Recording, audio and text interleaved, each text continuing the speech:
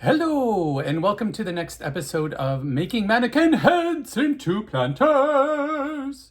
Bump, bump, bump, bump, bump. I need theme music. Or, I was thinking about it. You know what would be really cool is if I had fireworks graphics that would happen like every time I said it. So in my head, that's what happens. Making mannequin heads into planters. Anyway, hello and welcome back to the crazy. Well, poop. My printer is apparently completely running out of ink. So I printed, I think I could see well enough. In the last episode, we finished up Spiral Head and Twisty Head, or Twisty Head, I think it's called.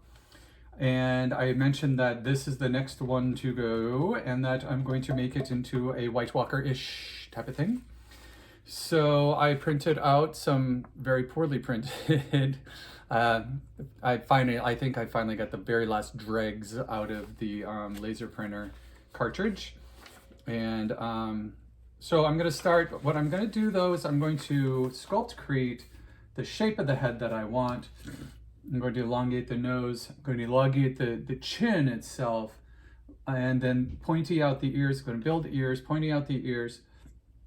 Give them more of a brow bone, but not overly the top. But then what I want to do is I want to do spikes actually sculpted in. And so in doing that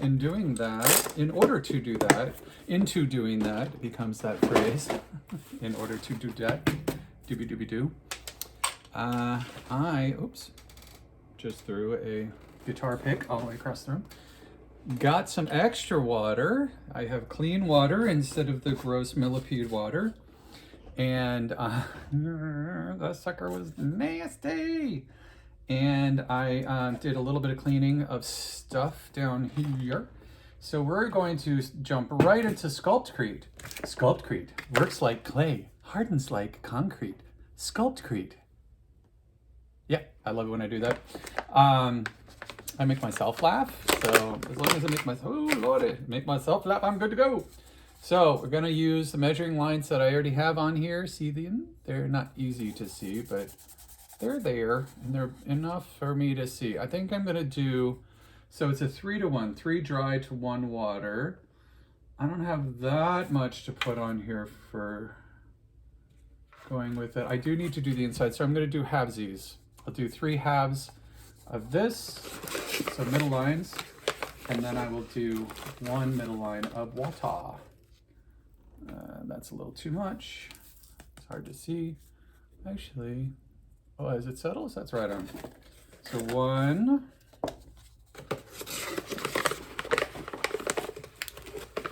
Try not to breathe this stuff in. Can I see? No, it's not nearly this. 2, and a little bit less on the next one because that one was a little bit of a heavy pour. Very dusty today. And then 3, yep, that'll work. And then I want 1 portion of wet mix, wet mix, yeah, right. Water, it's also known as. But before we do that, I'm going to spray this guy down so it can start to soak up the water. All right, get some in there. There. Don't know where I'm going to wait for it, but I want it to start soaking up a little bit of water. It doesn't soak up a lot, but it does. Actually soaks up pretty well. I was surprised so the episode that you didn't see, I'm still bemoaning the fabulous painting episode that I screwed up the recording on a couple episodes ago. I hit the record button twice apparently when I was doing it and ended up on off. I didn't notice. What a bummer.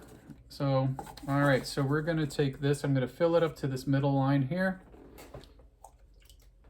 It's too much. That's not enough. Here we go. We're right at the middle line.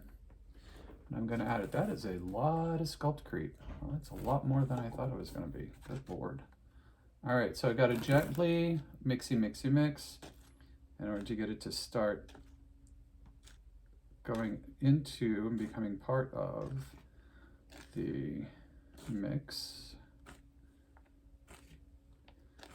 Now, when it says 3 to 1, do you have to do 3 and then 1? Of course not. I mean, come on. You can do 1 and then figure out, and then, you know, little dribbles adding to it along the way so that you don't add too much water. Because what have I mentioned before? You can always add more water, you can't take it away. We've talked about that in pottery a lot when you're trimming a piece. So you throw a piece and then you let it dry a little bit and then you trim it. So you trim off all the excess. Like master potters, they never actually really need to trim much at all, if at all, because they're so mastery, which I get. So, you know, they sort of are able to do it on the front end. But for those of us who are beginners and learning, I do a lot of trimming. I'm very fidgety, not fidgety. What's the word? I'm very, oh, there's a British word that they use, fiddly. I like that. It's very fiddly. And that meaning that, like, I like the little teeny, they use it a lot on fishing. No, not on fishing. On cooking shows. And that you get fiddly with it, which means you're doing a lot of little, you know, little things. And the pottery that I've been throwing lately, I guess now, because there was no before, is miniatures, very small pieces. And like if you see a pot on the shelf, I would do like not even a half version of it, like a quarter version of it. So it'd be tiny, like this big, like that big. Fun, and still the same shape. So I like the shapes of the big pieces, but I like doing them in small. And so the fire, I glazed and fired 6 of them. Yeah, 6 pieces last week, and I went and got them on Monday. And all right, this is coming together. I don't want it too dry, but I don't want it too wet. Yeah, so I glazed and fired, and they fired 6 of my pieces, and they came out wonderfully. All right, so this is good, almost fully incorporated. And like you can see, it takes a little bit of time. It's just more than time, it takes a little bit of extra patience. I'm going to grab a little bit more water, and that should loosen it up just a little bit more. It's fresh water, so it's warm, right? You don't have to use cold water. Use warm water, it's a bit easier on your hands. And I don't know if it makes any difference with concrete if it's warm or cold water for the chemical reaction to happen, but it sure feels better on my hands. All right, turning, a little teeny bit more water. See that? Just a few drops. Well, that was more than a few drops. I mean, barely a pour, right?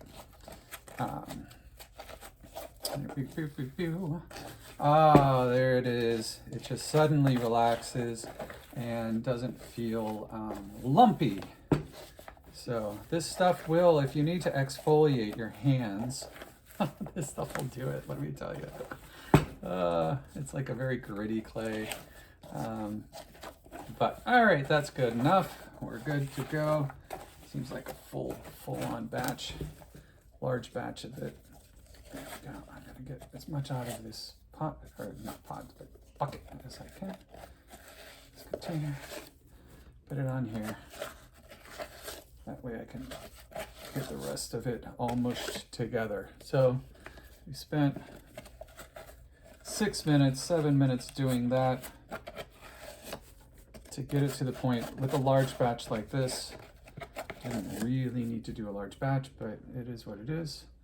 That I will let dry, clean it out later, and then we're gonna get this sucking up all the stuff I have around. Make sure that there's no clumps. Oh, nice, there it goes. So you'll notice today, what do I not have on my hands? Gloves! Yes. So I was reading up on it, and up on SculptCrete, and I'm going to believe them that I actually don't need gloves. I'm not sure what this is going to do for my manicure. Yeah, if you've got a manicure, wear gloves. Definitely. This shit is, this stuff is gritty. I know, I'm a potty mouth. So there we go. Oh, and it suddenly smooths out. Oh, I love that. That's such a cool feeling. So I'm going to start, I think I'll work my way from the bottom up. So here we go. So basically White Walkers, if you don't know what they are, they're from the Dragon Show series. I probably shouldn't say the name of the series. Who cares? But anyway, there we go. Oh yeah. Game of Thrones. It's not a dragon series necessarily, but it ended up being that. So Game of Thrones, White Walkers were the dead people.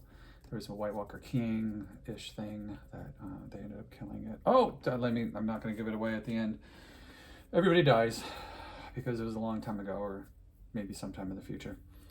But anyway, so he likes to kill off his characters. But anyway, so the White Walkers were all dead people, or dead creatures that could bring back the dead. So as soon as you died, you became a White Walker as well-ish. But these were like the guys in charge. And they had very cool features. They were very blue and white, like Frozen from the frozen north. So what I'm going to do is I'm going to take a dollop here. I want to extend the chin, which means I'm just going to stick it right on there and start working it on so that it sticks.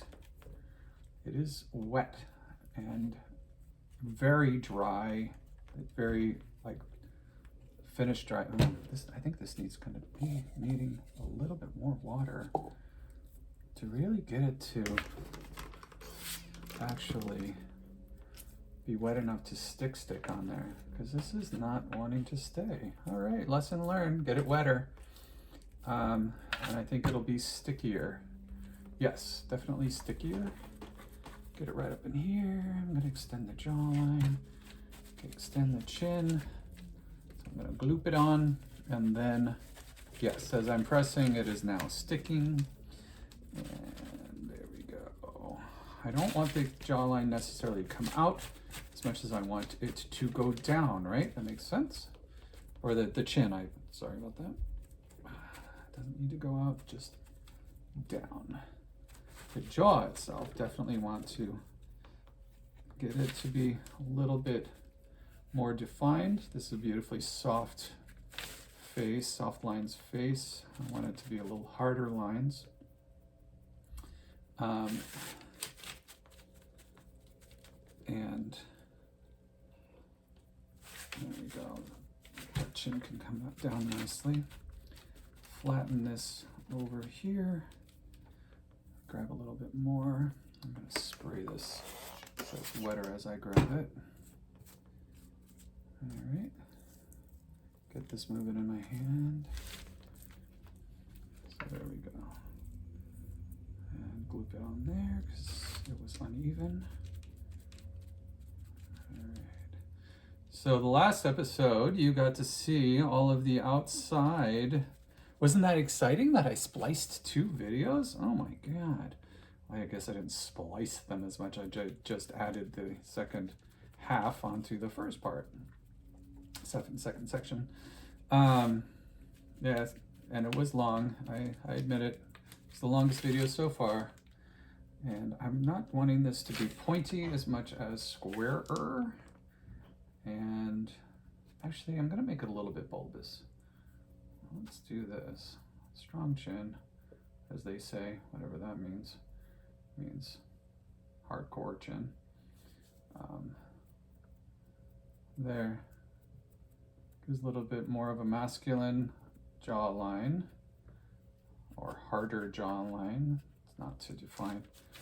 How do we define masculine and feminine? Well, it's kind of like pretty easily. I mean, if you look at genetics, there are differences. At least for humans. So there we go. And there we go. And it's just, when I say masculine jawline, I mean literally just the physical attributes. And there we go.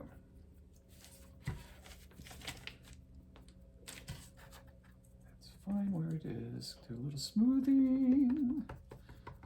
There we go. Get this up. Get that down. Get rid of the line along the jaw. Just make it more pronounced. And there it goes. So one of the drawbacks to SculptCrete is that it is not sculptable with tools unless you do it during the process of it before it cures. Obviously, I mean, that's kind of duh statement maybe, but unless you really think about it, I'm gonna give him, since I squared his jaw, I'm gonna give him a jaw dimple.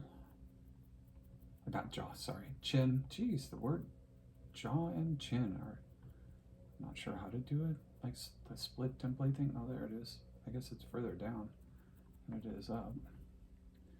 There, but I don't want to make it look weird. Just split. I think that's how you do it. Not really sure. There. Right? What does that look like there? Yeah, that looks fine. It's got it. Whatever.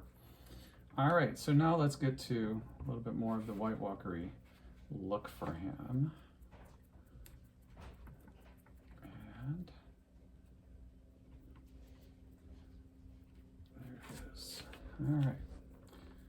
Get a little bit longer of a nose. Doesn't need to be a lot more. Just want more pronounced, and I'm going to do it sharper, but only on parts. It's going to be more flared in the schnozzle part. A little bit longer bridge of the nose. Looping it on, as you can see. Pressing it down so that that rougher underneath layer, bottom layer, will be stuck to well enough so that I can actually then contour it on top of it. That's better. And have that nose come out. I want flare nose. And then I'm going to do nostrils on either side that are going to go up. So I'm going to do little, I want them to go way back.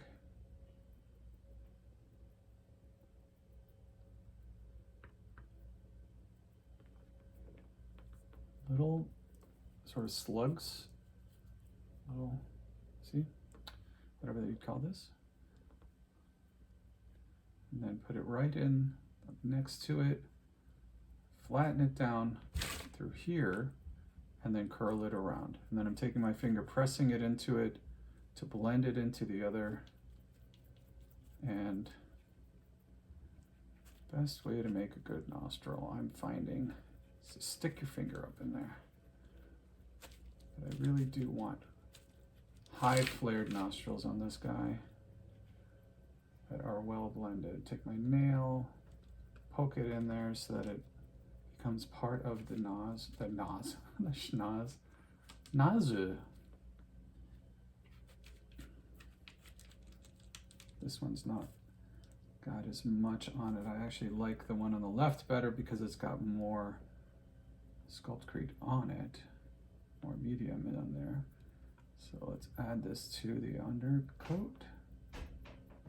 There we go. There we go. So you can probably hear in the background, that's the pitch that it's on. Our neighborhood, it's pretty funny and obnoxious all at the same time. Good Lord. So you can tell that we live in like a suburby neighborhood and our hood, our version of a hood, I guess, is major suburbia in New England. So, you know, we're in the Hartford area, and the leaf blowers. Let me tell you about leaf blowers. I never thought about leaf blowers before. It never really was a consideration because, you know, I've done leaf blowing for a long time. But let me tell you, when the leaf blowers go all day and into the evening, literally without stop, it is very, very weird and incredibly annoying if you're outside. Oh, let's get a good droopy nose. This is fun.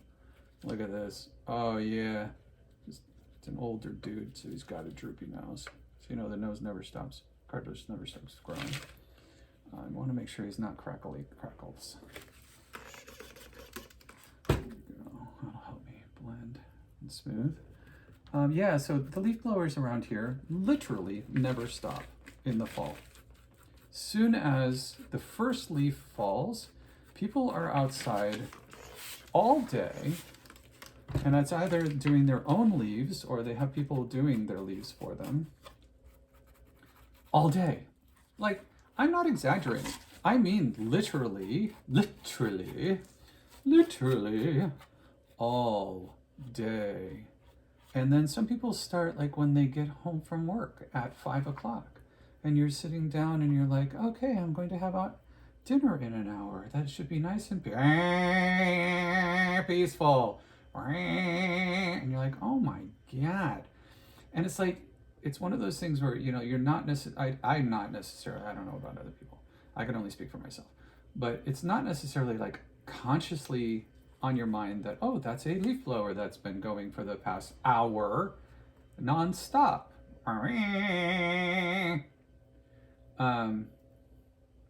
Until you realize that it's been an hour and it hasn't stopped anyway. So that is my rant on leaf blowers, and gas-powered ones especially are the super loud. They're so obnoxious. Okay, these are too flary. Those are like super flare. Super fly, super flare. Let's get them, make them relaxed a little bit. All right, that's better. That's much better. Kind of like this. I gotta admit, the one that I did, that last twisty neck, whatever I did on that nose, I need to look at it and learn from it, because boy, I like the nose on that one. It came out really, really good. This right side is weird. It's like, I guess that's better. It's a little too square. All right, stick my finger up there. There we go. I think I just used significantly more, and the shape of the nose of the bridge is not coming where I want it to go. There we go. Elongated nozzle. Nobody's nose is completely, I mean, mine is crooked as heck. Look at mine. Yeah, that was called being dumb in college and getting in fights and living in Austria. Yes, I was that guy. Pacifist, 100% pacifist, but let me tell you, I had a couple of mouthy friends that I would go out with, and they would be mouthing off in German. And there were certain words in German back then, in the early 90s, that you just didn't say. They were considered much more, you know, we swear all the time here in the United States, but there it was kind of like really offensive. You just don't say those words, especially not to other people. And, you know, one of the fights I got into wasn't really a fight, it was me just getting my face bashed in by a group of guys who were really threatening the woman I was with, and she didn't know to keep her mouth shut. So, like, she shouldn't have to keep her mouth shut, I get that, but at times it's like, just shush and let's leave. Shush, just stop the mouth, right? Because it's like, oh my God, you shouldn't have to. I get it, but you need to. And the guys were really not thrilled, and I was like, well, okay, I'll stand here, you go, and you run. So she ran and I got my face beaten in. And then the second one was because of the Gulf War, the first Gulf War, 2000, what was that, 2001? And yeah, the situation was not good. In Europe, it was, you know, they were like, it's a United States thing, and United States action 100%, it's, you know, unilateral, blah, blah, blah, blah, blah. There was stuff all over about USA, get out of the Gulf, and all of that stuff. And I was at a bar with friends, completely sober this time. Oh, and by the way, the first time I was like really not sober, not remotely. We had gone out and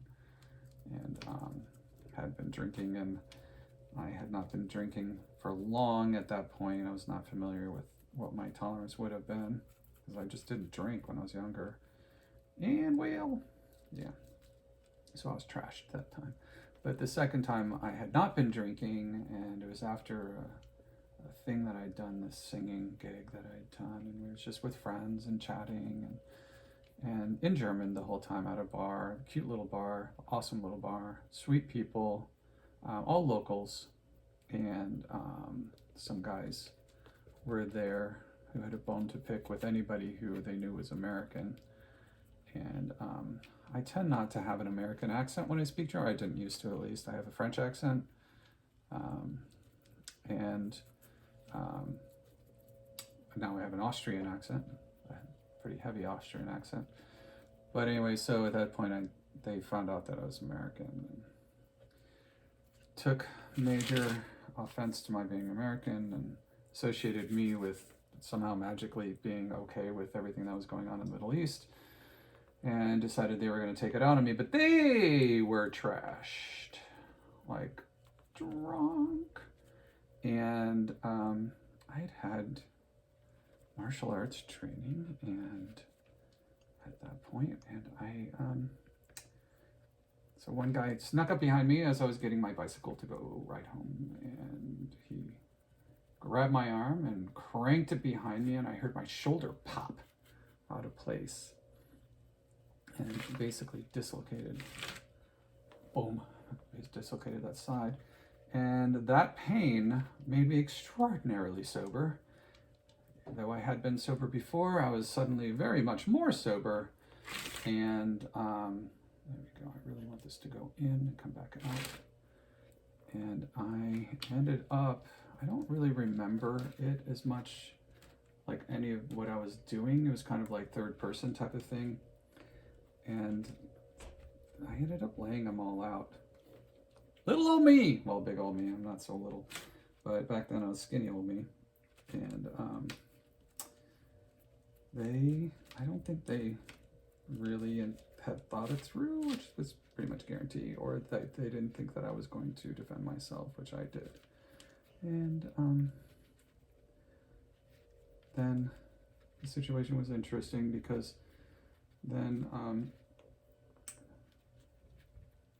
my shoulder was still dislocated, and you know, basically I'd just beaten the shit out of these guys who were I think they were Germans or they were Austrian, and so the situation was not good. Friends of my friends came out. Didn't take very long, trust me. And they were like, "Oh my God, what happened to you?" And I was like, "Yeah, well, so," and then I started throwing up because the adrenaline then, you know, made me sick to my stomach, and I was throwing up and nauseous and just like, oh God. And so they were like, "All right, come inside." And the guys were, one of them, I kind of did some major damage to the guys, not like irreparable damage, but like serious damage. And so they're like, "All right, we need to like get you out of here, because the police are going to be very interested in what happened to these guys, and you're an American, and this is not a good situation to be in." So I was like, "Yeah, I get you. I completely get you." And they helped me get out of there. After putting my shoulder back in, yank, press up against something, boom, and clunk goes my arm back into place, my shoulder back into place. So that was fun. So in that process, I also got smashed in the face once. My arm happened during the kerfuffle. I got my face smashed, and here we go. I'm going to do eyeballs now. And so it was an interesting experience, needless to say. And thus my nose. This all came from, what the hell happened to my nose? Well, that's what happened to my nose. So later on, a few years later, 5 or 6 years later, whatever, living in the US in Kansas City, and I got my sinuses fixed by a fabulous ear, nose, and throat doctor, because I was singing a lot, and what goes on here? I'm gonna pat out the cheekbones.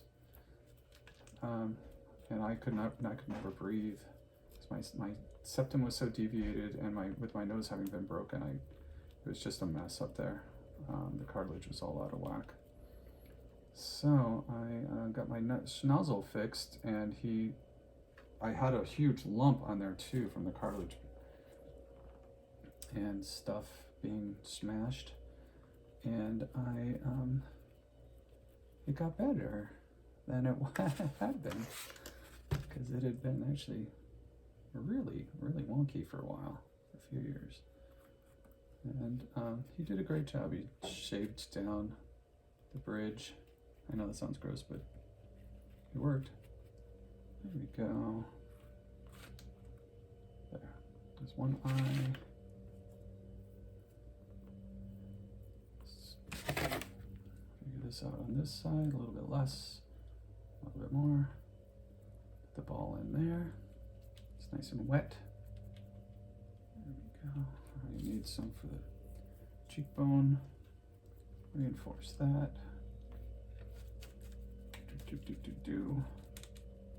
Yeah, some exploits while I was living in Austria were actually rather fun, and at that age, crazy at times. I mean, like crazy at times, but always very fun and adventurous. I was never one to not go for an adventure, and I definitely had adventures while I was there. Got to sing a lot all over, which was really cool. I was in a men's a cappella chant group through Uni Salzburg, and then I was taking lessons through the Mozarteum, and that was awesome, taking voice lessons. And I just showed up in her studio and sat there until she finally asked me who the heck I was. And I was just there to observe, and she's like, well, get up and sing. And it's so funny because we were talking, and she was like, oh, you Americans, and your ability, you can, she had this heavy accent, right? Eastern European accent, and she was like, you can learn the language German so fast, because I was fluent by the first month after the first month I was there. And all right, good. I'm feeling good about that. So there we go. Now to the White Walker part of it. Spiky. So I want to do a ridge above the eyebrow that's going to come here. And so actually before this really starts to set up, because I'm at 33 minutes right now. So what I'm going to do is I'm going to say goodbye for right now, and we'll come back in just a few minutes. I'm going to be running out of time soon, but so I'm out of time for right now. Have a wonderful day. Take a big breath in, breathe out, and now consider your response. All right, put more love out in the world and have a wonderful day. Bye. Oh, Bessie.